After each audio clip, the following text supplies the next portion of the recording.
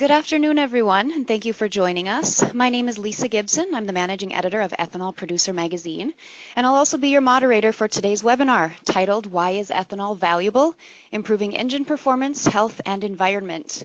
This webinar this afternoon is sponsored by Urban Air Initiative, so big thank you to Urban Air Initiative for sponsoring us this afternoon. A couple notes before we get started. This webinar will be posted online at ethanolproducer.com probably in the next week or so. So if you miss anything during today's presentations or just would like to refer back to it, that will be available online for you in about a week or so. Again, that's ethanolproducer.com. We have three speakers with us this afternoon. First, we'll hear from Jeff Sharping. He's the director of Urban Air Initiative. Then we have Gail Honadell. He's the father of Alec Honadell, who is a Formula Draft racer who suffered from aromatics poisoning. And then we'll have Adam Gustafson, who is an attorney for Boyden, Gray and Associates. After all of our speakers have delivered their presentations, we will have some time afterwards for a few questions. You can type your questions into the designated question box on your screen at any time during today's webinar. And if you'd like it geared specifically toward one of our panelists, please make note of that and I will direct the question to that person in the end when we go through those questions. With all of that out of the way, we can go ahead and get started. So I will hand things over to Jeff. Great, thank you. Hi, I'm Jeff Sharping from the Urban Air Initiative. We are a nonprofit group that was created in 2012 to understand the health effects of fuels, but more specifically, how ethanol can be used to clean the air we all breathe.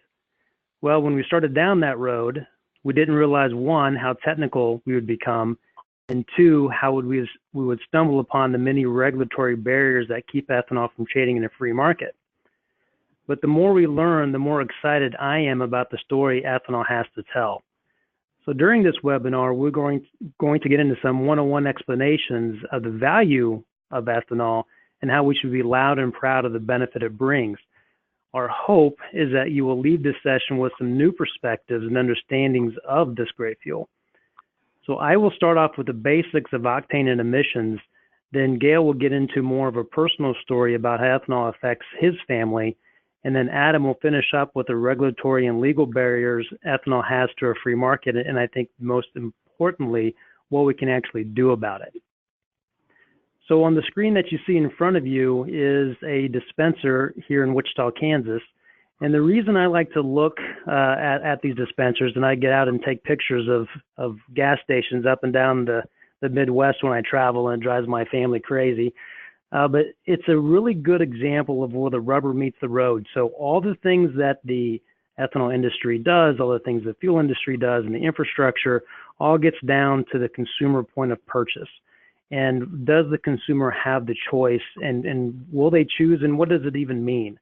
So as an example, this pump here in Wichita, Kansas, on the left side, there's no ethanol in that fuel, 87 octane. And on the right side, it's also 87 octane, but it's unleaded. So in the state of Kansas, we don't need to post that it has 10% ethanol. So that's why there's no notes of that. But the one example, or one thing to look at, besides the fact that there's a 40-cent gap, is the fact that they're both the same number. And when I talk to my friends and family and employees here at our company as well, there's a lot of misunderstanding of, what is that number? What does it even mean? So the ethanol industry speaks a lot about octane, and ethanol is great octane, but I think we don't understand fully what that really is, what it means, and then how can we talk about it and explain it. So that's what I'm going to do, is get into that a little bit, and then I will wrap that back into the benefits of how ethanol cleans our air. And so I want to put it to the point of understanding where when you go home and you're talking to your kids and your dad and your brothers and sisters, of how you can actually explain and express the great things that ethanol does for us.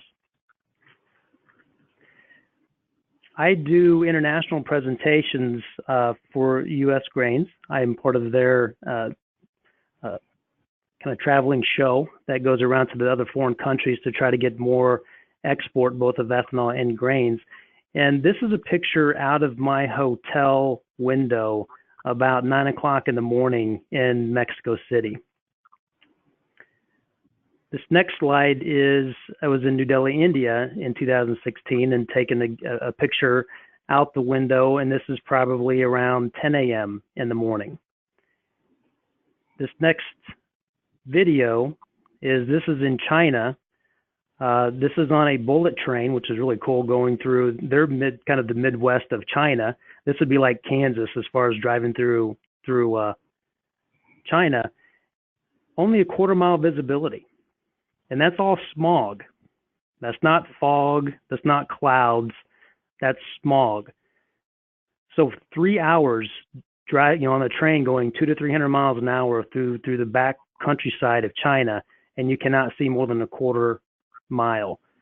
That's stunning. And if we woke up to that in America, it would be apocalyptic. If I saw this, I woke up here in Kansas or anywhere in the Midwest as an example. And what we are there to talk about in these foreign countries is how ethanol can help clean that.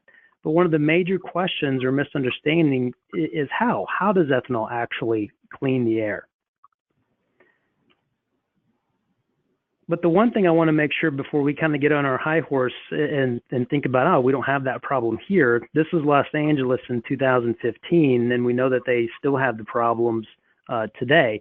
And many times too, just because you can't see the smog doesn't mean it's not there. Doesn't mean that there's not issues that we're breathing. And the one thing I like to think about too, when we talk about smog and ozone, people kind of use that interchangeably. But when we think of ozone, where's ozone good? Ozone is good up in space to basically block the sun, the radioactive waves coming from the sun.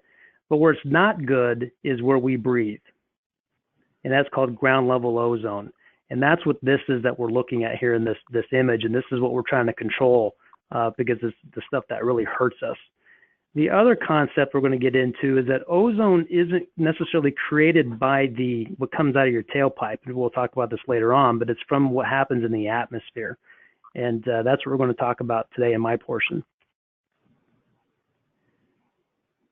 So when I give these presentations and talk to people inside of our industry, the biggest thing that people focus on when they want to control ozone is that they look at the tailpipe. And that's the most obvious thing. So when you're sitting on a corner and there's a bus and the bus drives by and you get all the black smoke coming on you, that's what we think about as pollution. And that's the tailpipe. But what I'm trying to introduce to folks is we need to step back, one step back and look at the engine. It's an internal combustion engine, which means there's millions of explosions and millions of fires happening under our hood every time we drive our car. And if we want to control ozone, yes, we need to control the tailpipe, but we need to control the explosion, the fire that's in the engine. And if we want to control that, we control the fuel. And so the concept I want to leave you is that a vehicle, an automobile, is a system.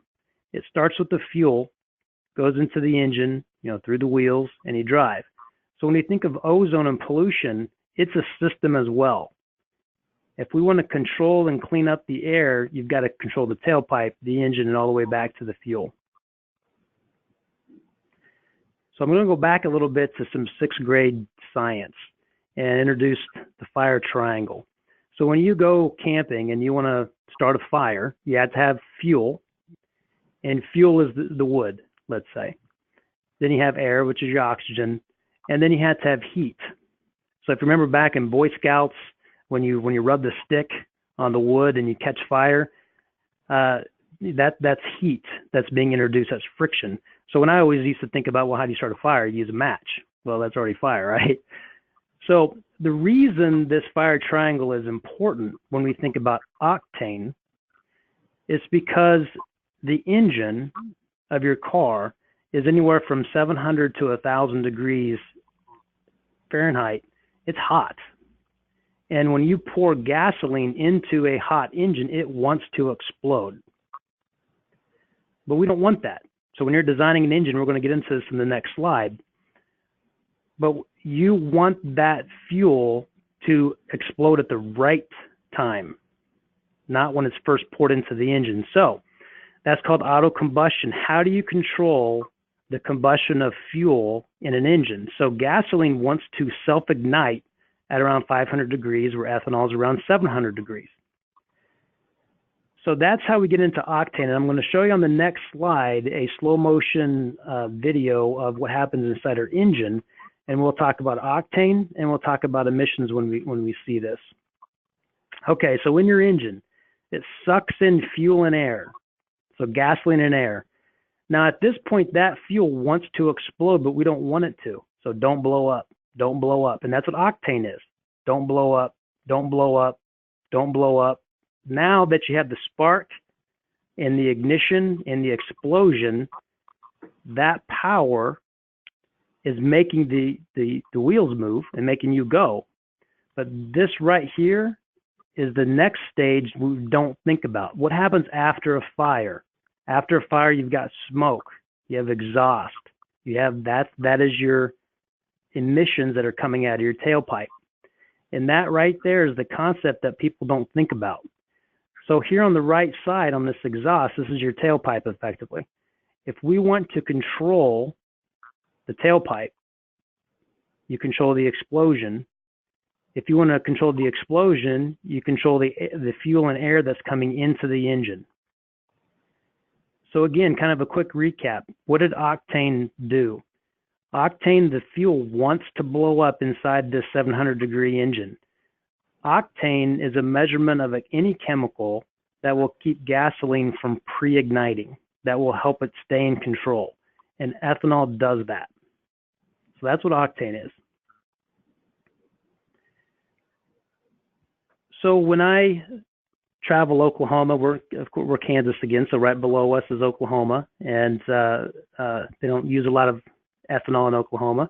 And so this sign is we see this quite a bit, 100% pure gas, no ethanol. And I know when I first got into working inside of urban air, I always asked myself, I never thought about it. What is pure gas? I know when I grew up on the farm, I used to love the smell of gasoline, and you filling up the tractor, I'd smell it all the time, but I've learned I don't do that anymore. There's 100% pure gas. There's no such thing. Here on the right side, this is just some of the chemicals that are inside the recipe of gasoline. Gasoline has about 400 chemicals. And there's a few specs that have to be hit, quality, sulfur, drivability, and such, that come out of a refinery. But overall, gasoline is different at every refinery, every day, across the world. And there's a different mix. I think of it as cooking a cake, and if you have salt and pepper, you can use different mixes depending on what oil you're bringing in, what spec you have to hit. And so with that said, again, there's no such thing as 100% pure gas. There's 400 different chemicals in it. And what we're going to focus on today on the health aspects is this benzene, toluene, xylene. That's what's called, people call the BTEX, the BTX, but those are the aromatics. So when you leave my presentation today, I hope you understand what octane is, and I hope you understand what aromatics are. So let's get into the benzene, toluene, xylene inside of gasoline. So this is a gallon of gas, this pie chart here. In the United States, about 25% of that gallon of gas is your aromatics. That's your benzene, toluene, ethylbenzene, xylenes. I can go down to the paint aisle at Lowe's or Home Depot and fill up anywhere from 50% to 75% of my gas tank with what's in the paint aisle. Your toluene and your xylene. Those are your paint strippers, your solvents. Now, when you are in Mexico, as an example, the aromatics here, instead of being 25%, could be 35%. When you go to China, the aromatics in their gasoline is maybe 50%. So those really, really nasty cancer-causing components, there's a lot of variable in our gasoline. I know when Steve Vandergren took some samples driving across the Midwest, kind of stopped every half hour and took some samples. There was almost a 10% swing on the amount of aromatics in those samples of gasoline as you drive up and down the highway. And the reason those are important is because they have a health effect for us. They're not good for us. So this chart, as far as the dates, 1996, so this is before 2000. The question is, well, why do we use aromatics? Why do we have aromatics in our gasoline? Because we see this spike kind of in the 80s and the 90s. The reason you have aromatics in your gasoline is because they're great octane. They are probably, let's say you have a scale, again, we saw 87 on that gas pump when we first walked up.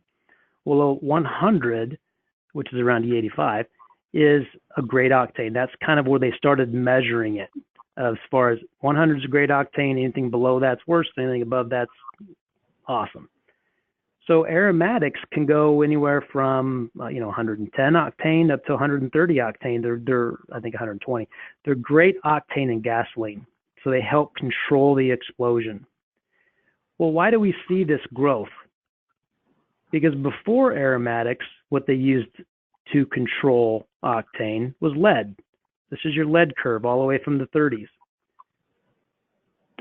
Well, we've known lead has been bad for us since the Roman times, but we still used it.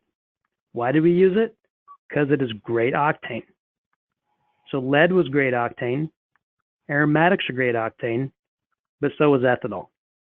And that's what if this chart would keep going into 2000, 2004, we start to see that ethanol starts to grow because of its octane ability. That's where its economic ability is. Also notice down here this small little guy called oxygen.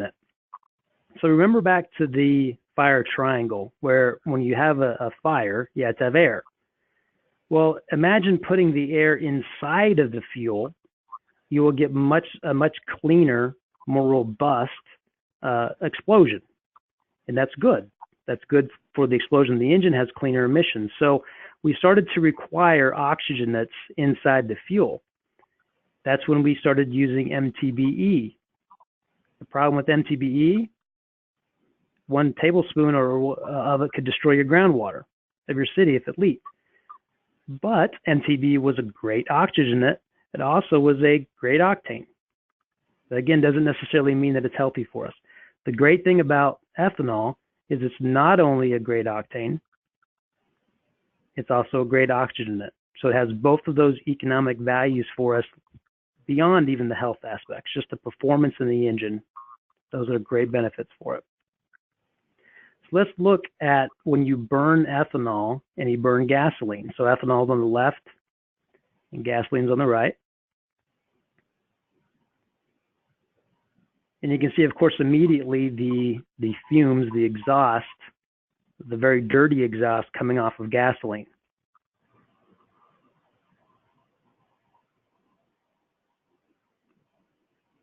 So this part of the video is going to show the fire and show the kind of the collection of the carbon and soot that is inside your engine and ultimately coming out of the tailpipe. Now that's why we have detergents in our gasoline, by the way, is to help clean those deposits. But ethanol, as you can see on the left, is very, very clean burning. But besides the clean burning aspects, the carbon aspects, what happens when you burn an aromatic? So again, here on this bottom right side here, when you burn benzene, toluene, xylene, what do you get from that? You get an ultrafine solid, and you also get a polycyclic aromatic hydrocarbon, which is part of the gas. And that is going to set up the really nasty cancer-causing components of these chemicals. You don't have that over here on ethanol because there's no aromatics in the source. The aromatics come from the barrel of oil. All right. So why is particulate matter bad? So particulate matter is not only the solids that we see there in the black, but it's also the part of the gas that we breathe. But it's because the World Health Organization has stated that particulate matter is a class 1 carcinogen. So that's a proven fact. That's not something the industry has to debate. It's bad.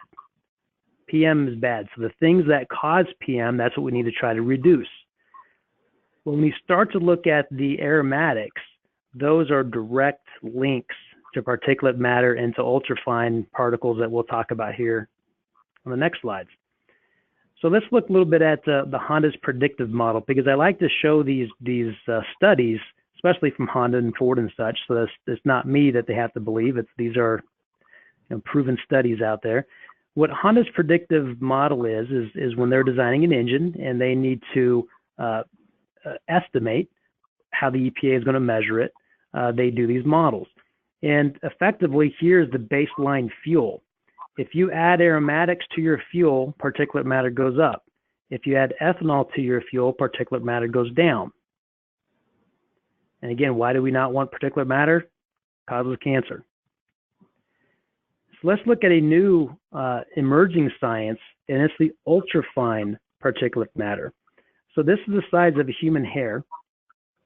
This is PM10, which the EPA measures. But you can see PM10. It's smoke, dirt from the roads, things like that. PM 2.5, which today is what's measured and considered a fine particle, it gets into, again, very, very light smoke. You can't see it as well. Well, ultrafines are about the size of a virus. You can't see them. Now, this right here, this ultrafine particle isn't even being measured today by the EPA. And when we look at what our health effects are, as an example, I do my presentation with American Lung, Angela Tin, and one of the things she mentions is smoking is reducing, but lung cancer is increasing. Why is that? And one of the things that the medical community is starting to pay much more attention to is these ultrafine particles. So let's look over here on the right side with this diagram of the human body. The PM10, which again, you can kind of see that. God did a really good job of designing us to filter your PM10s and to some effect your 2.5. But the ultrafine, these really small guys, they are not man-made. They are created under high pressure and high heat, which is happening inside your engine. And if you burn an aromatic, the xylene, benzene, toluene, you get these really nasty ultrafine particles coming out your tailpipe. So the PM10, that's what our noses can filter that. Our throats can filter that. PM 2.5, it's not good for sure, but the lungs can typically start to filter that product, that particle. But when you get down to the ultrafines, it goes directly through our defenses. Because again, we're not designed to do that, to filter those because they're not man-made.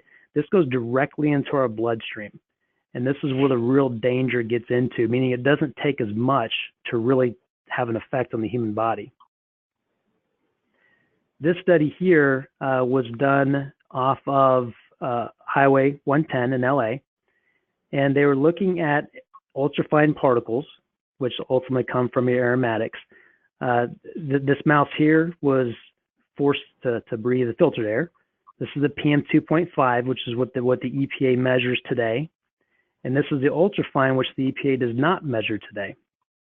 And you can see this is measuring oxidative stress, which oxidative stress leads to multiple health issues. And this is scary. When you look at this, and again, this is something that we aren't even looking at or studying as a society, that's kind of eye-opening for us. And so this ultrafine particles are going to be the next kind of wave of science in trying to understand that. Now, again, the reason that's important is because if you can replace or eliminate those aromatics or greatly reduce those aromatics, you can reduce the health issues. What does ethanol do? Ethanol replaces or reduces the amount of aromatics you need in a gallon of gasoline. That is the primary reason ethanol cleans the air, because it eliminates the aromatics. And if you didn't have aromatics, it would eliminate the lead. Okay, I'm about to wrap up on the health issues, but this is an important concept here as when we get into smog, because that is what, again, people visually see. They see the clouds of smog in the atmosphere. So when you're sitting on the corner and the diesel drives by, the diesel bus, and you get all that kind of black soot and smoke on you, that's a primary emission. That's the first emission coming out of your tailpipe. But what ozone is created by is the cooking in the atmosphere. So the emission comes out of your tailpipe, the sun cooks it, It gets water vapor, there's clouds, it gets cooler at night and then hot during the day, and you have inversions of atmosphere. Well, that cooking creates the smog. So there's a term called reactivity. And when you put a chemical into the atmosphere through an emission or through your tailpipe or through whatever it may be, you have two aspects. One is the toxicity, what does it do to us? And two is how does it react? And ethanol, number one, ethanol is not emission free. It is not a silver bullet, no question about that. It has some reactivity, but it is exponentially less than when you start to get into these xylene values. And the other aspect of this toxicity, ethanol's toxicity is minimal compared to the toxicity of these benzene, toluene, xylenes that it replaces in gasoline. So if you make a small change to the amount of aromatics in your gasoline by putting in ethanol as a replacement, you make an exponential change to the atmosphere. So I'm going to read this Carnegie Mellon quote because it's kind of a technical quote, but I think it's very telling. 88% of the ultrafine particles are estimated to come from nucleation during this photochemical active period. So photochemical is the sun. So it's up in the air and it's cooking in the atmosphere. Nucleation is when it grows. That's its reactivity.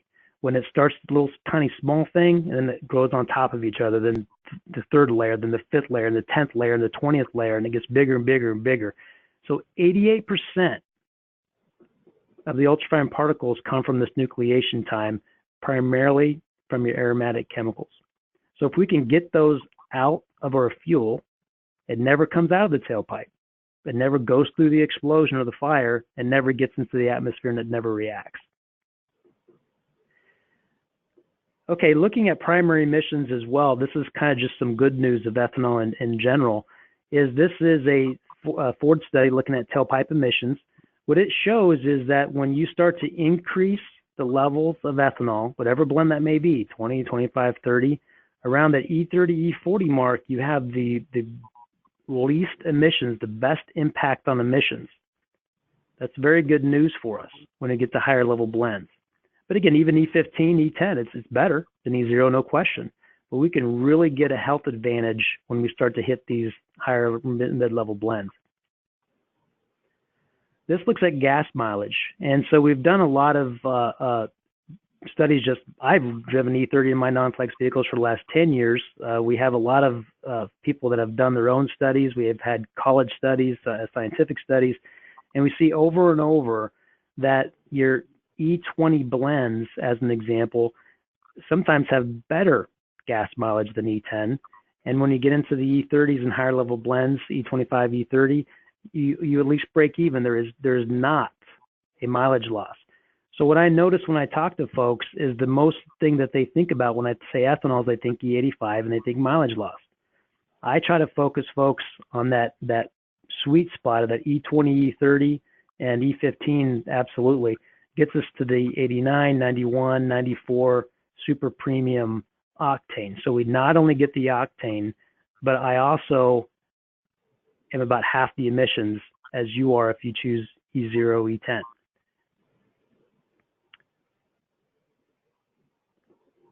All right, let's go to the next slide. Of course, a lot of you folks know about the greenhouse gas emissions, how much 43% lower than gasoline. And what I want to leave everyone with, again, to recap, is the concept if we want to control ozone and we want to control health, we need to control the tailpipe.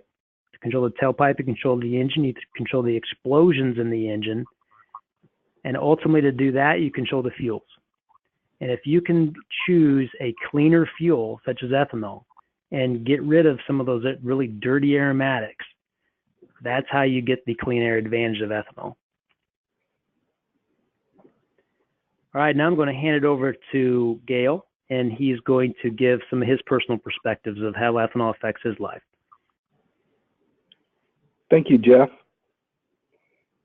Hello, everyone. My name is Gail Hunnadale. I'm a lifelong resident of the Gulf Coast here in Florida. Married with 3 children, 2 daughters, and my youngest a son. As you can see from the pictures, my son Alec has always been competitive. Today he's the youngest driver on the Formula Drift circuit, but before he was racing his cars, he started racing jet skis as a teenager in the Gulf of Mexico. He was in picture perfect health. He even won the world championship and he won 7 national championships.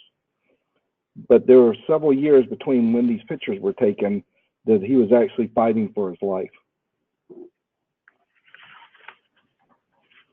In 2010, at the age of 14, Alex started to feel sick and was experiencing some very unusual symptoms. Everything from a constant headache, brain fog, vertigo, blurred vision, to shortness of breath, skin rashes, and even tonsil stones. We took him to over 30 doctors, clinics, and hospitals all across the country to try to figure out what was going on and causing this problem. His test results all came back abnormal, but they were inconclusive. In the meantime, he was withering away to nearly nothing, losing almost 50 pounds, and he was just weighing in at just over 100 pounds. Finally, after a couple of years of testing and visits to the doctor suggested a test called a volatile organic compound blood test. This test revealed that Alex's body was loaded with petrochemicals, including the things that Jeff were talking about, which was the toluene, the ethylbenzene, xylene, and some other aromatic compounds. And they actually measured the blood toxicity on a 0 to 100% scale. And Alex's system was 98% or above in all those chemicals I just spoke about. We thought, how could this be? He was only 14, been healthy. The doctors tied it back to the BP oil spill that happened in 2010 right here where we live along the Gulf Coast. Alex spent much of his time in the water training for the jet skis so he could be the best at racing. You know, right after the oil spill, Alec and the rest of us stayed out of the water because you could obviously see how bad it was. You could see all the brown gunk and the oil and everything in the water. But shortly thereafter, they started spraying dispersants in the water, and that caused all this to actually sink.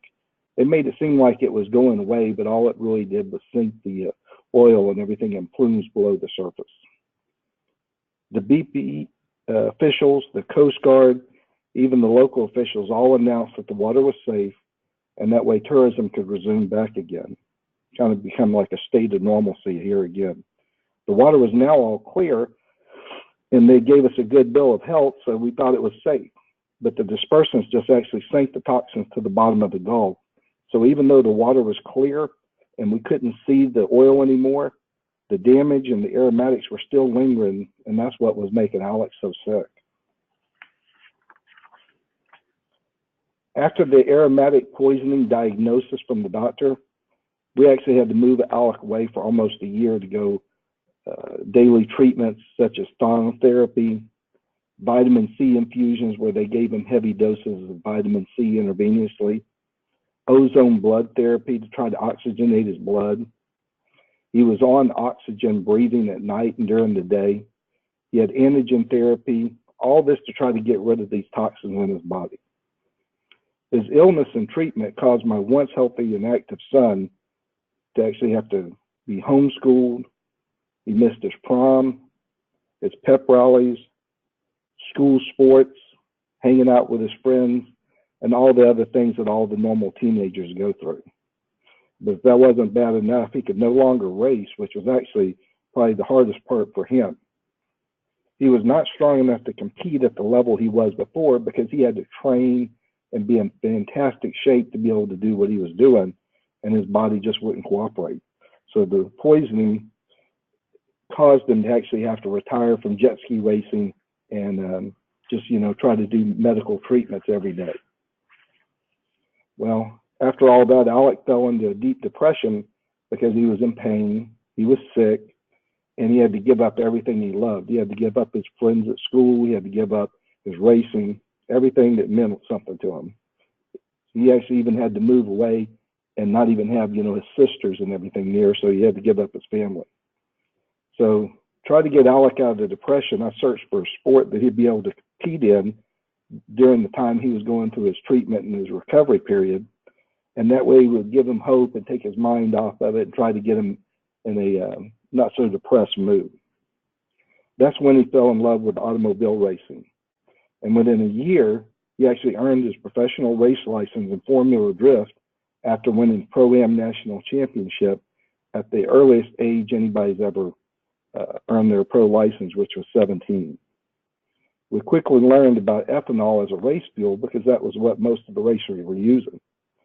And we realized it was a great fuel for performance. It added horsepower, lowered engine temperatures, so it was great as a performance advantage, but it also had some health benefits as you're seeing now. So we were sold on it because of everything we went through, and to be able to have a fuel that performed like that and actually offer health advantages was a big plus for us.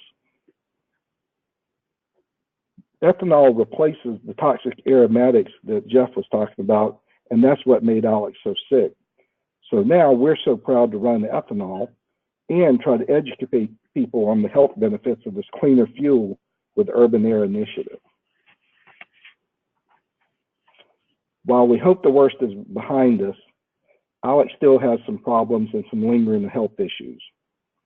He has to lead an extremely clean lifestyle through diet and exercise, which does seem to help. We don't know the long-term effects of these toxins, but we pray that he'll be able to lead a fairly normal life in the future. We both know that he can help others understand the dangers of aromatics with what he went through and the importance of ethanol in today's gasoline. We are dedicated to help spread the message that ethanol is a cleaner fuel that helps clean our air.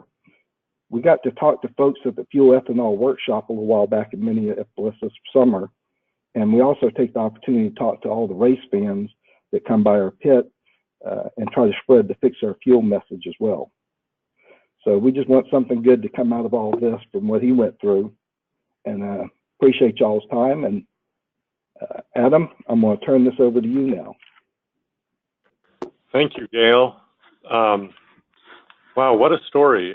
It's scary to think that what Alex suffered in a really concentrated and horrific way is also occurring to all of us throughout the country as we breathe air that's laced with these toxic aromatic hydrocarbons from gasoline. And when you consider, as Jeff has shown us, that these problems could be significantly reduced by simply replacing those compounds with ethanol, it might seem hard to understand why we haven't moved to a cleaner fuel. It turns out that the answer to that question has nothing to do with the science of ethanol or with the engineering of vehicles. Rather, the answer has everything to do with arbitrary regulatory barriers that the government has erected to block the use of higher ethanol blends. So I'm going to talk about some of those barriers today and what Urban Air Initiative is doing to address them. I'm a lawyer at Boyd & Gray & Associates, a law firm in Washington, D.C., founded by C. Boyd & Gray, a former White House counsel. And we focus on regulatory affairs. And in our work for Urban Air Initiative, we work with EPA and other regulators in an effort to remove these regulatory barriers and open the market to higher level ethanol blends. I'm going to talk about 4 things today. The potential use of ethanol to improve vehicle efficiency. And I'm going to address some of these regulatory barriers that Jeff has alluded to, namely EPA's irrational regulation of RVP, read vapor pressure, a measure of fuel volatility, the potential to use higher levels of ethanol in the vehicles that are on the road today, and finally, EPA's modeling of ethanol's emissions effects. But before I talk about those regulatory barriers, I I think it's important to note that we're living in an exciting time for ethanol. This is a moment of real potential for ethanol to achieve some of these benefits that we've heard about in terms of improving air quality and human health. So why do I say that? Well, first, let me provide some background about the midterm evaluation of the greenhouse gas rule. Back in 2012, EPA and the National Highway Traffic Safety Administration in the Department of Transportation set in motion the greenhouse gas and fuel economy standards that today govern the automobile industry. Those standards get more and more stringent every year, as you can see from this graph.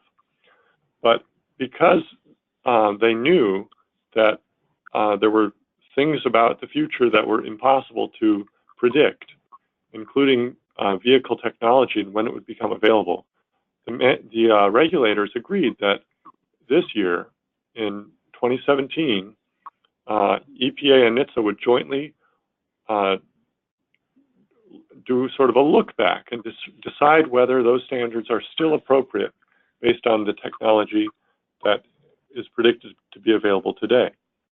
Unfortunately, when the last administration undertook this midterm evaluation, they went too quickly.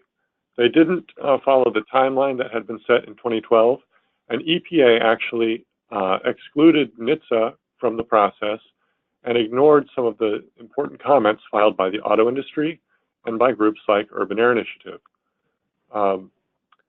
So this midterm evaluation was due in 2018 to decide whether these standards remain appropriate, and EPA instead rushed it through at the very tail end of the last administration and determined that the standards were appropriate, even though the auto industry told EPA that it needed higher octane fuel in order to meet the standards.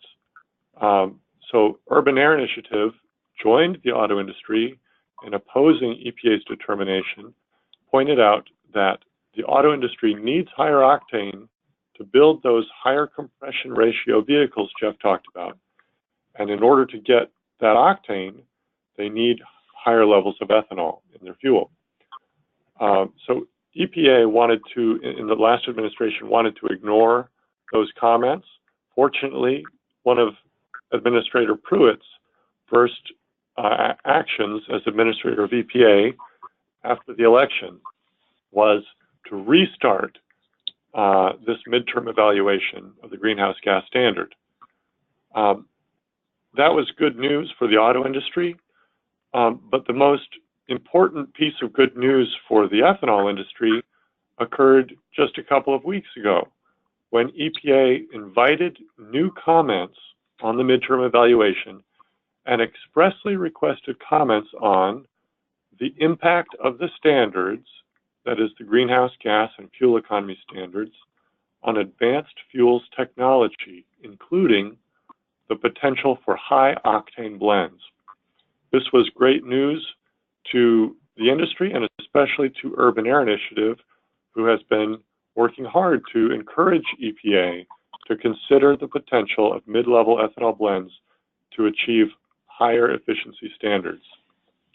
So our message is getting through, but now the task remains for EPA to remove the regulatory barriers that impede those higher ethanol blends from reaching the market. So what are those barriers? First, we'll start with one you may have heard about. This is the issue of RVP, reed vapor pressure, a measure of the evaporative tendency of a fuel. EPA currently applies two different RVP standards, one to E10 and a more stringent standard to E15, even though that fuel has been legal for many years. Here's a quote from an Iowa convenience store owner who testified that the only problem he has with E15 comes every June 1st. On that day, I need to restrict the sales of E15 to flex fuel vehicles only. And let me tell you, when summer driving season starts, my E15 sales drop like a rock. The reason for that is that in the summer, EPA regulates RVP. And those differential standards for E10 and E15 mean that E15 cannot practically be sold if it's blended from the same blend stocks as E10. That means it's basically unmarketable in many parts of the country.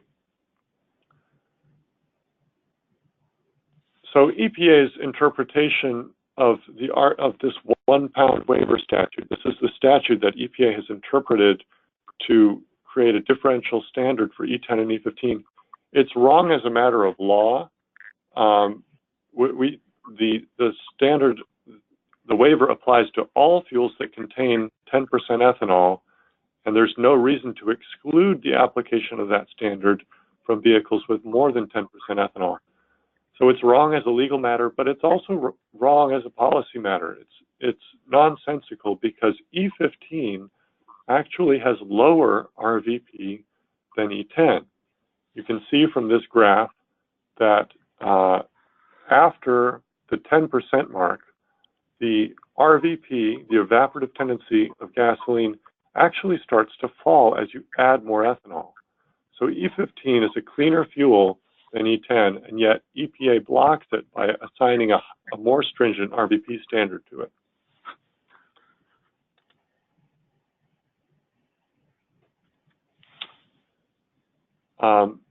So as I explained, this is based on a misinterpretation of the law. The 1 pound waiver provision applies to all fuel blends containing gasoline and 10% denatured anhydrous ethanol. That includes E15.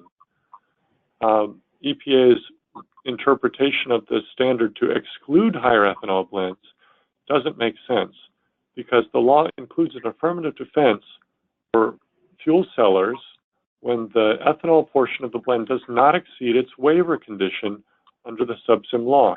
That means Congress was cross-referencing EPA's ability to grant a subsim waiver for fuels like E15. If EPA had wanted to limit that RVP waiver to E10, it could have simply said E10 instead of referring to EPA's authority to grant waivers to higher ethanol blends. So that's one regulatory barrier. Congress could solve this through legislation, but Congress doesn't seem to have the appetite to do it. So we've encouraged EPA to exercise its discretion to reinterpret the 1 pound RVP waiver statute to apply the same standard to E10 and higher ethanol blends. That would allow E15 to be sold year-round. But what about other blends? What about blends with more than 15% ethanol? Jeff alluded to studies that have been done showing that even legacy vehicles on the road today that are not flexed fuel vehicles, that is, vehicles that have not been certified on E85, can run perfectly fine on mid-level ethanol blends of 25 or 30% ethanol, and that such vehicles can actually perform better, can achieve a mileage benefit running on the higher ethanol blends. What about those vehicles? In a recently proposed rule, EPA suggested that it would take an action to ban the use of mid-level blends in non-flex fuel vehicles. EPA officials in the past have misinterpreted a provision of the Clean Air Act to limit ethanol's concentration, but they have never before explicitly banned it in regulations. But here is what the new regs rule would do if EPA were to finalize the proposed rule. It would provide that no person shall sell, introduce, cause, or permit the sale or introduction of gasoline with more than 15% ethanol into any model year 2001 or newer vehicle.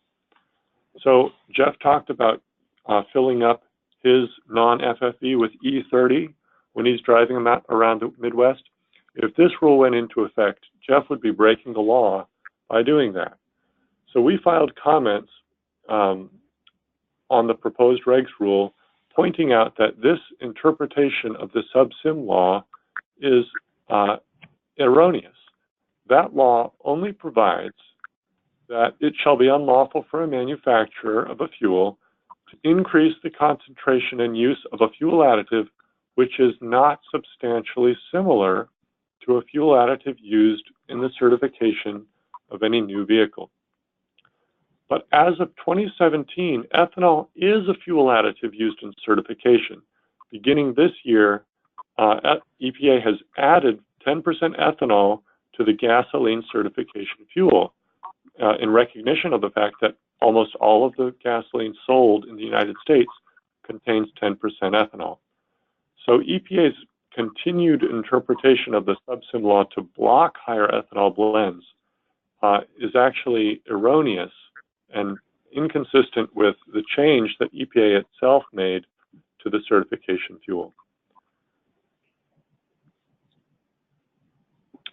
Our position that we've explained to EPA in comments and in our other interactions with the agency doesn't mean that EPA has no authority to control the ethanol content in fuel.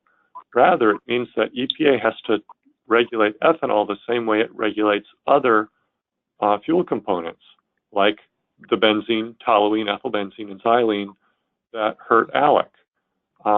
If EPA wants to control ethanol, then just like those other fuel additives, it has to find that they either impair human health or emissions control devices in vehicles. EPA has not attempted to make that demonstration, and we don't think it can. The best available evidence shows that adding ethanol to gasoline reduces harmful emissions, as Jeff has demonstrated to us. Okay, the last thing I'm going to talk about today is EPA's modeling of ethanol's emissions effects. Why does a group like Urban Air Initiative care that about EPA's computer model for the emissions effects of different fuel components? Well, as Jeff has explained to us today, the emissions that come from vehicles interact in the atmosphere to produce harmful substances. These include substances like ozone, which EPA regulates under its National Ambient Air Quality Standards. Well, ozone doesn't come directly out of the tailpipe, but it's produced by components that do come out of the tailpipe, namely NOx, nitrogen oxides, and PAHs, polycyclic aromatic hydrocarbons, or volatile organic compounds.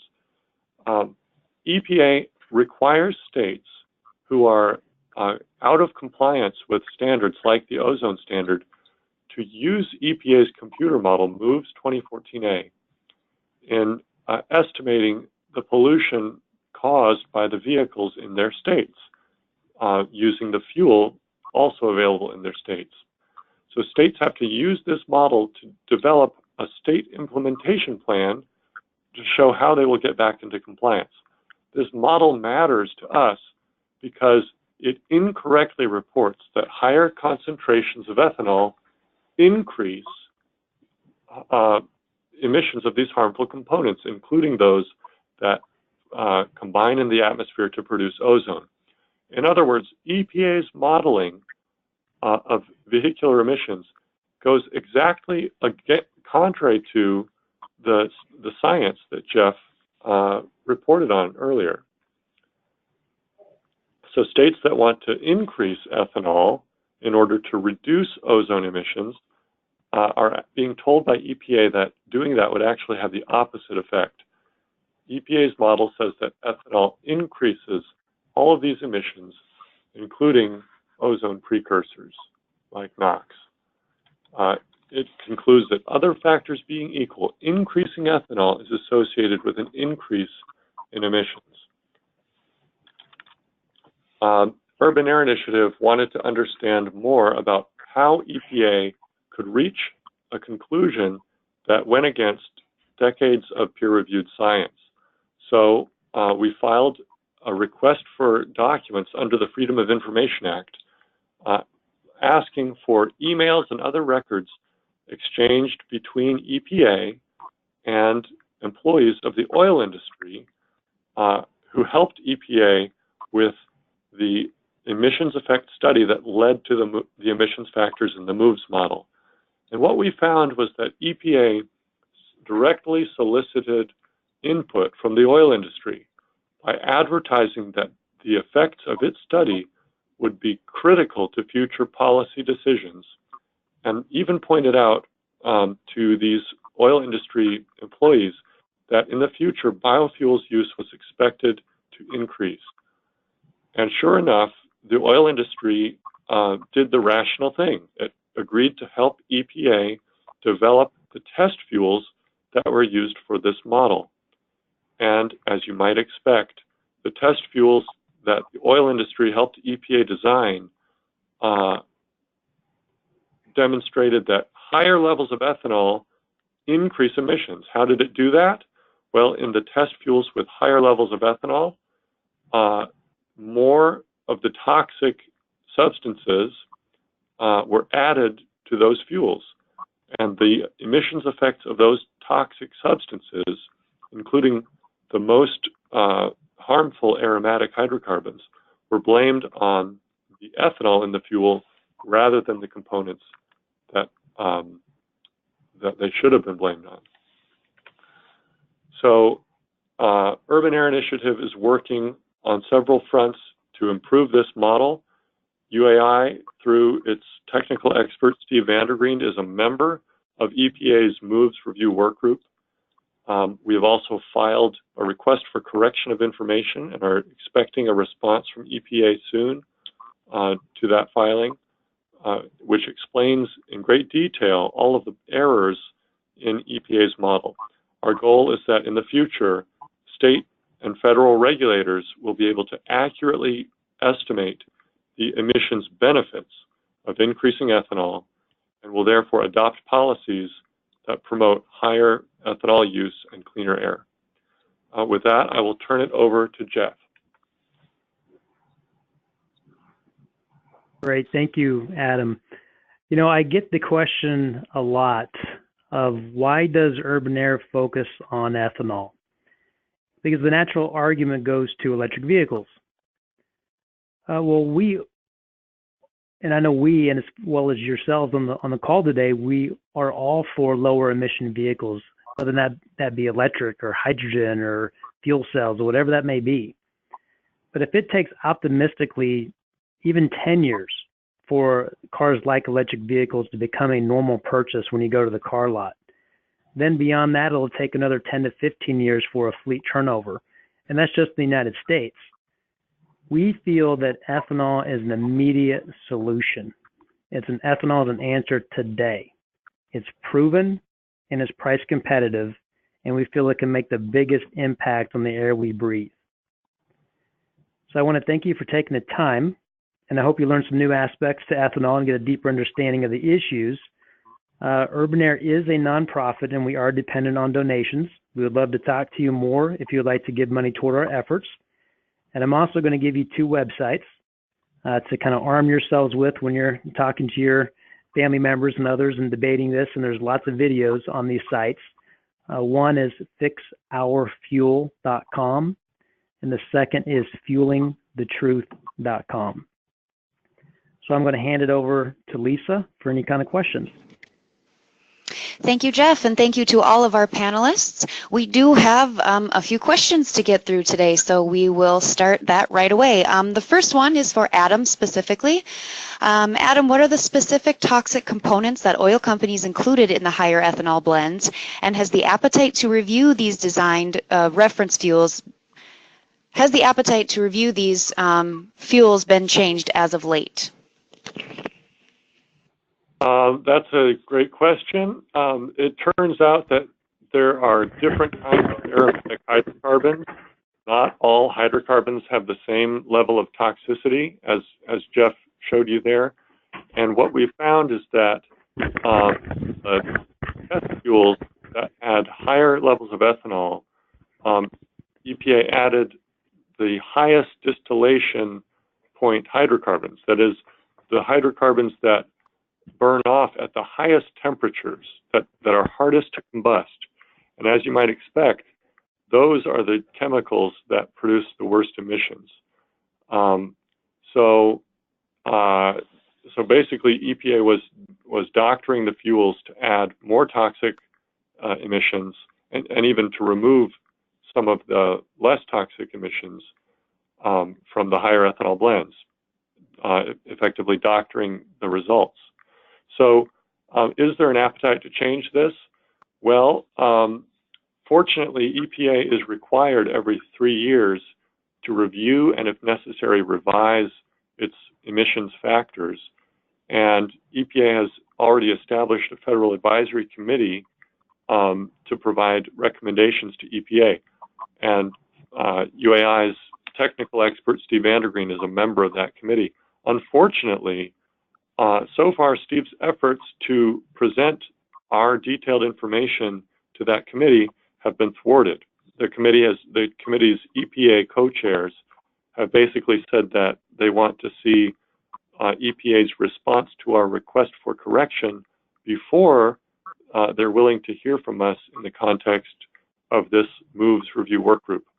So currently we're waiting to hear from this, waiting to hear EPA's response to our request for correction, but we think there's good cause to hope that the model will be improved in the future. For one thing, the current model doesn't take account of newer vehicles because EPA's test program excluded so-called Tier 3 vehicles meeting the newest emission standards, and it also excluded gasoline direct injection vehicles, which produce even more of the ultrafine particles Jeff was talking about. Ethanol is particularly advantageous for those vehicles. So we're encouraging EPA to update its model to test to accurately estimate the emissions effects of ethanol in these new vehicles.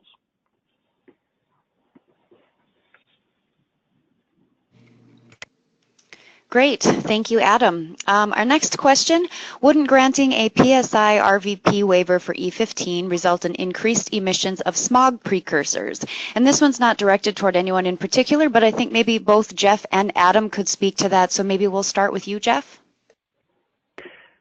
Yeah, and I'm going to hand it back over to Adam, and if that person would like to have some more detailed information, we can sure get Steve involved in the answer too.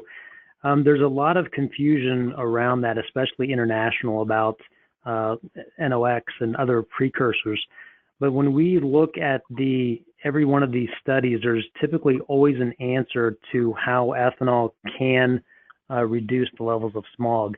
And each one, again, has its own little panoramic box that you open up, and there's a lot of different aspects of the study and how it was conducted and that type of thing. But almost every time that I've had one of these issues and I talk to Steve about it in detail, ethanol comes out as a winner as we look at it.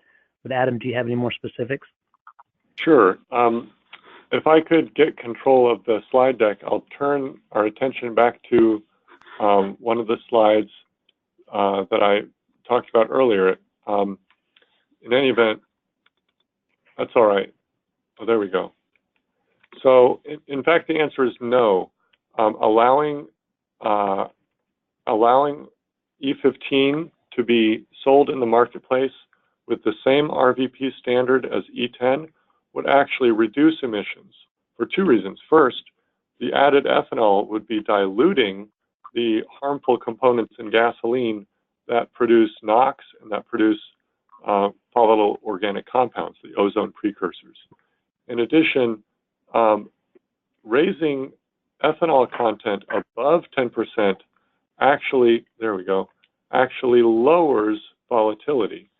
So it's difficult to see here, but this second dot here is the 10% ethanol mark. So this goes from 0% ethanol to 100% ethanol. And you see that as you add ethanol to gasoline, the RVP, the evaporative tendency of the fuel, rises up to 10% ethanol.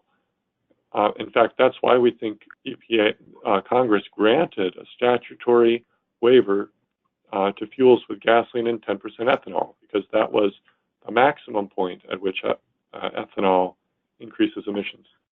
After 10% ethanol, evaporative emissions actually start to fall. So E15 has lower RVP, lower evaporative tendency than E10. So granting E15 the same RVP standard would actually lower emissions. I would like to add one more thing too. One interesting thing about evaporative emissions, and I always think about it to explain it well, it is kind of like if you open up a pop can and the carbonation and everything, rushes out. The evaporative RVP is the aspect of how adamantly a liquid evaporates. And a lot of these studies that we find and a lot of these rules and laws are sound aspects, meaning that you want a lower RVP liquid. But many and most of them were done before ethanol became part of the fueling infrastructure. And what Steve is finding on some of his studies is that, yes, ethanol does have more evaporative emissions, but it actually covers or suppresses some of the aromatic evaporative tendencies. It's like puts a blanket over it, and you'd rather have ethanol in the environment than you would have those aromatics. And so when you blend the two, you're actually getting a better combination for our environment.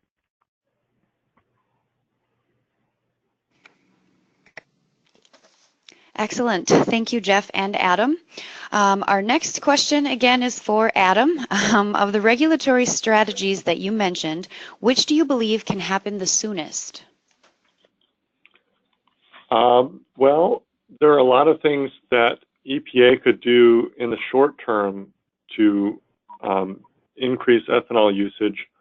One thing that we didn't talk about in detail today is that EPA could allow automakers to certify new vehicles on a higher ethanol blend. The auto industry has been for many years asking EPA for higher octane fuel so that they can build high compression, high efficiency vehicles.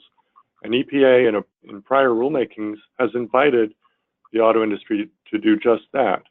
So we're encouraging the auto industry to take EPA up on its offer and to apply for a new certification fuel when the time is right. So that's something that EPA could grant immediately if the auto industry were to request it. This RVP problem is another thing that could be fixed relatively quickly.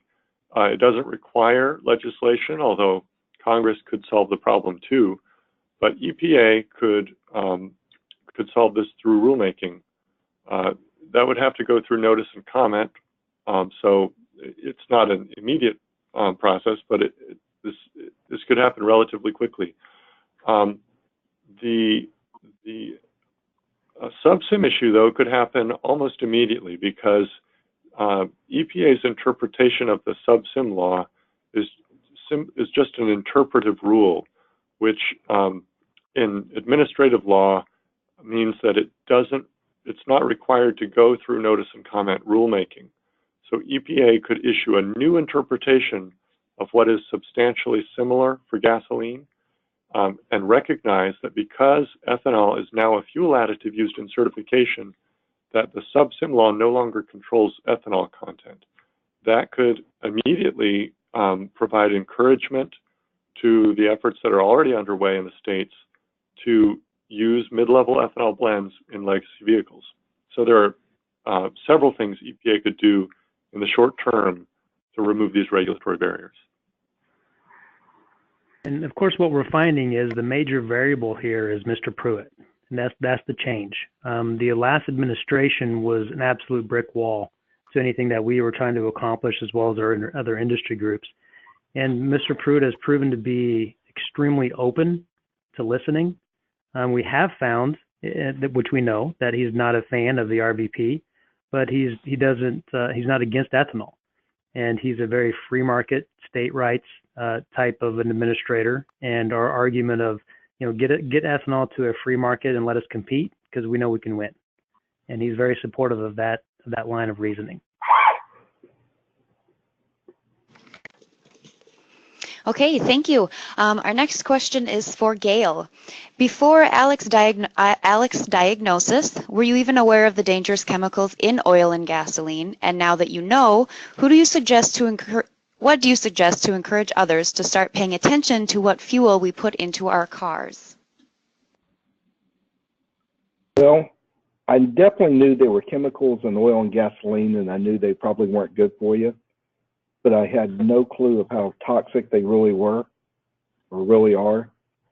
And I think anybody, after seeing firsthand, like I did with Alec, and meeting all the other people that had actually gotten sick that were there at the treatment center for the same thing, I think after meeting them, we actually realized how bad all these chemicals really were. I think if, like everybody on here that's listening, and I think anybody that would actually see or experience the effects, the health effects and everything on this, they knew what I knew now. I think everybody would be very concerned. I think most everybody would really be trying to make a concerted effort to try to get rid of these chemicals and try to get a cleaner alternative. So, I mean, if there's any way to, I guess, make the public more aware of the actual health concerns, I think that right there would just further the cause for the higher ethanol blends and to try to get rid of the aromatics. Thank you, Gail. That kind of ties right in with our next question here. I suppose this one could be again for Jeff or Adam. What can ethanol plants or ethanol advocates do to help spread the word about this clean air message and what ethanol itself can do to help? Jeff, we can maybe start with you on this one. Sure. I think with anybody in the public, ethanol plants specifically, is one, be knowledgeable, and then be positive and be confident, because we have a winning message. And what I have found when I approach folks, whether in DC or at the corner gas station, is I just ask them, hey, what do you think about ethanol? What have you heard about ethanol? And they usually will come back to you on two aspects. They'll either be neutral to positive or neutral to negative. And at that point, I kind of just try to ask them more questions. What have you heard? What do you think? And they will kind of tell you, is it a food for fuel? Do they think their engine's going to blow up? Do they have gas mileage issues? And at that point, I just engage them and answer arm myself with some knowledge and answer some of the questions, and then tell them my experience. I use E30 in all my vehicles for the last 10 years. I have no problems. I don't lose gas mileage, and it's a great fuel. Try it out. Well, we have found here at our company, it's the same cross-section of the public. Some used ethanol, some didn't. And as we tried to educate them and they started using more of it, we see a lot of people that use E20, a lot of people that use E15. So it's kind of where they feel comfortable and get used to. So that's what I would recommend. Adam? That's great advice. I would just add that there are many opportunities for making your voice heard through public comments, for example, and regulatory proceedings. Urban Air Initiative has teamed up with ethanol plants in the past in its work in educating EPA, and it would be great to be able to increase our roster of ethanol plants that are working with UAI to make sure that EPA has the best available science in front of it and the best legal interpretations when it's considering these issues of such vital importance to the industry. The other thing I would say is that when EPA does the right thing, our industry should be the first to step forward and encourage that. We've heard some really great things from the highest levels of the administration about ethanol and even about the specific work that we are doing. Just earlier this month, Administrator Pruitt, speaking about the RFS, mentioned that conventional biofuel has really shown, those are his words, corn ethanol has really shown, especially in the areas of production levels and demand. And he said that perhaps because of that, there ought to be more ethanol in our fuel. And he followed that statement up with a really sophisticated statement about the need for high octane fuel with respect to CAFE standards.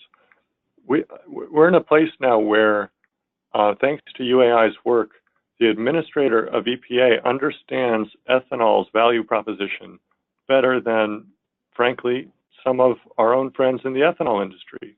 And when we hear things like that from EPA, we need to be the first to encourage that kind of thinking. Okay, thank you. One more question here, and then we'll wrap it up. This is for Adam. Can higher blends happen without regulatory changes?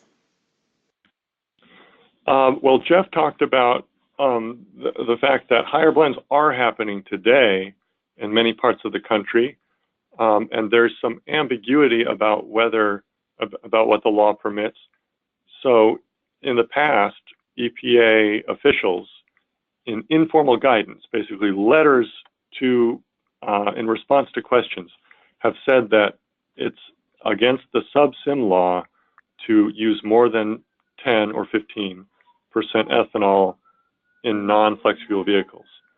But that, as I mentioned, that has not yet been included as a binding regulation in the Code of Federal Regulations. That's why we're so concerned about the regs rule, because that would codify EPA's misinterpretation of the subsim law to ban mid-level blends from non-FFEs. So I would say that as a factual matter, mid-level blends are already entering the market, and I think the use of those fuels in vehicles is providing some helpful anecdotal evidence about how well that fuel performs in those vehicles. But in order, I think, to get truly nationwide consumer acceptance of this fuel, I think these regulatory barriers really have to be addressed. We're not going to see the widespread use of mid-level ethanol blends that we need to see and that the auto industry needs to see to produce more efficient vehicles unless EPA directly confronts and removes these regulatory barriers.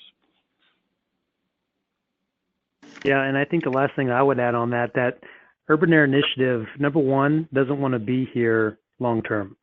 We are set up to be an initiative that is here to hit those regulations and to actually have a plan to get them eliminated. And we have, when we look at our legal strategy as well as our political strategy, it is set up to not necessarily just knock on the door and ask, but to have a plan of, yes, knock on the door and ask, try to get them politically to move forward, but what are the steps we can take beyond the political aspects, litigation, whatever it may be, public pressure, to actually make change and get this to happen.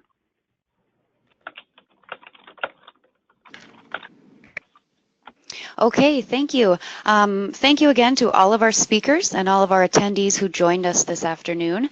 Any questions that we didn't get to will be forwarded to our panel of speakers so that they can contact whoever asked that question and still respond to all your inquiries from today's webinar. Again, it will be up on ethanolproducer.com. Give us about a week to get that ready and post it on that website, and then you can go through the slides again and hear all the presentations if you have any other follow-up questions that you wanted to try to get answered by listening to the webinar again. A big thank you again to Urban Air Initiative for sponsoring our webinar today. And we have a special offer, an exclusive 10% discount on exhibit space at the Biofuels Financial Conference. If you call the number on your screen and mention webinar, you can get that 10% discount on exhibit space at that event. So a big thank you again to everyone. Thank you for calling in and participating in our webinar, and have a great day.